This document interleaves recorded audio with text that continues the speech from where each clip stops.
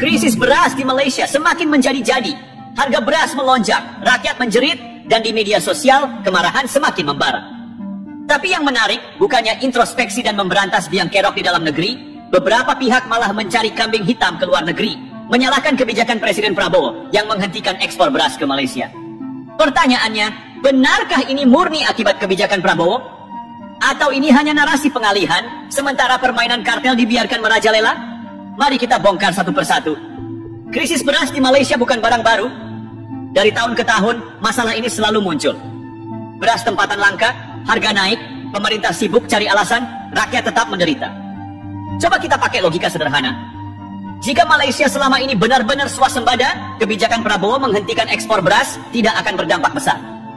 Kenapa? Karena negara yang swasembada tidak akan goyah hanya karena satu negara menghentikan pasokan. Faktanya, Malaysia tidak swasembada. Mereka hanya mampu memproduksi sekitar 60% kebutuhan berasnya. Sementara 40% sisanya berasal dari impor. Dan siapa yang selama ini banyak menyuplai beras ke Malaysia? Indonesia dan Thailand. Ketika Prabowo memutuskan untuk stop ekspor beras ke Malaysia, alasannya jelas. Indonesia ingin menjaga ketahanan pangan sendiri. Bukannya tidak peduli pada negara tetangga, tapi lebih peduli pada rakyatnya sendiri. Apalagi selama ini Indonesia sering diejek sebagai negara kuli, ekspor murah ke Malaysia, dan sebagainya.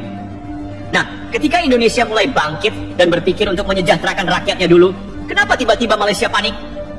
Mari kita buka kartu soal mafia beras di Malaysia. Di negeri jiran ada kartel yang mengendalikan distribusi beras tempatan.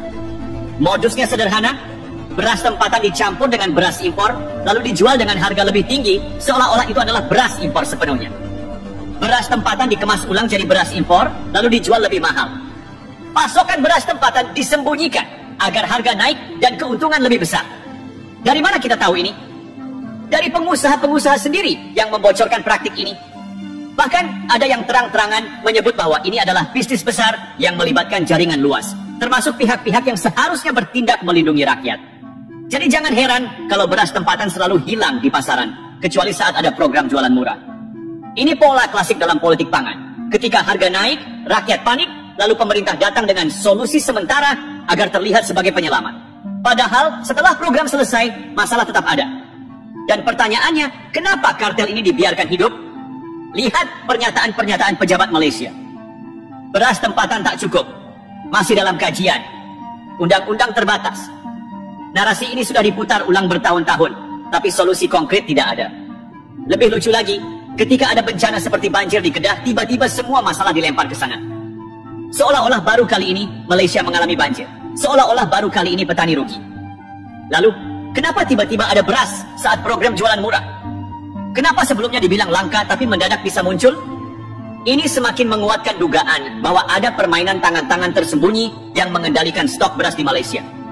Maka, mari kita ajukan pertanyaan tajam. Apakah pemerintah lebih peduli pada kepentingan kartel atau rakyatnya sendiri? Jangan salah paham, kebijakan Prabowo menghentikan ekspor beras ke Malaysia bukanlah penyebab utama krisis ini. Sebaliknya, kebijakan ini hanya membuka borok sistem pangan Malaysia yang selama ini ditutup-tutupi. Karena selama ini, Malaysia terlalu nyaman dengan impor. Selama masih ada pasokan dari Indonesia dan Thailand, mereka tak pernah benar-benar serius memperbaiki produksi dalam negeri. Sekarang, ketika Indonesia fokus swasembada, barulah mereka kalang kabut.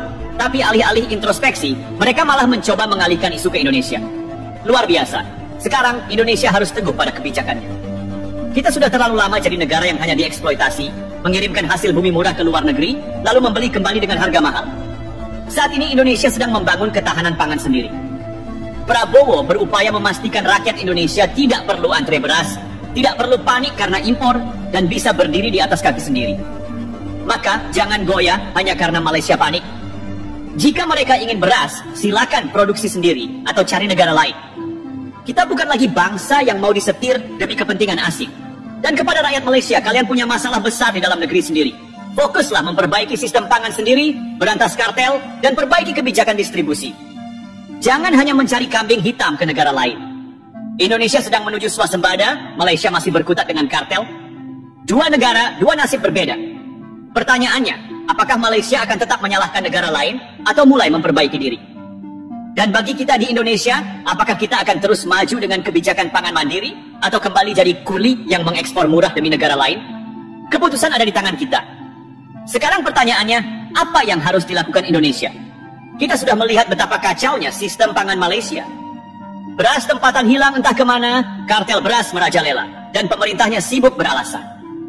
Sekarang mereka mulai memainkan sentimen politik dan menyalahkan kebijakan Indonesia.